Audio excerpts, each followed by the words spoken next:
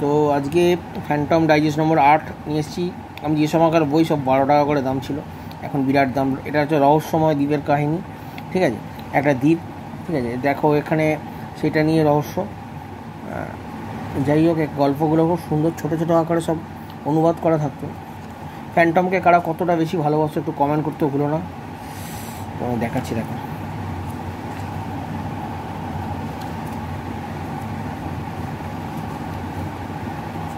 এই চ্যানেলটা আমার নতুন চ্যানেল। এর আগে আমি ভিডিওগুলো অনেক আগে অন্য চ্যানেলে করেছিলাম, তখন অত ভালো করে বোঝানো হয়নি। তো আমি আজকে আরেকবার দেখালাম এই চ্যানেলে।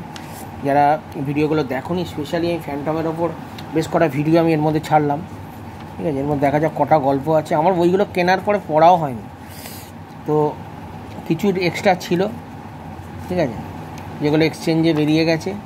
কয়েকটা ফ্যান্টম আছে। এখানে দেখো পেজ সংখ্যা করা হয়েছে 77। এখানে মহাবলী শাখাকে ঢোকানো হয়েছে, যেটা আমি খুঁজছিলাম। তোমাদের বলেছি মহাবলী শাখার একটি কাহিনী, এটা গ্রাফিক্সটাও খুব ভালো, ঠিক আছে? মহাবলী শাখা অ্যাকচুয়ালি টারজানের মতোই বলতে পারো, টারজানেরই একটা সংস্করণ, ঠিক আছে? আর মহাবলী শাখা যদি কোনো সময় বই পাই, এটা চিম্পু কাহিনীটা প্রায় এখানে প্রত্যেকটা রয়েছে বইতে।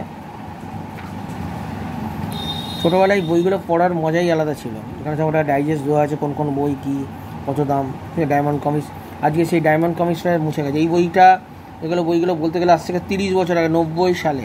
এটা 2025, বুঝতেই পারছো, ঠিক আছে? King features syndicate India USA, king features থেকে নেওয়া হয়েছে।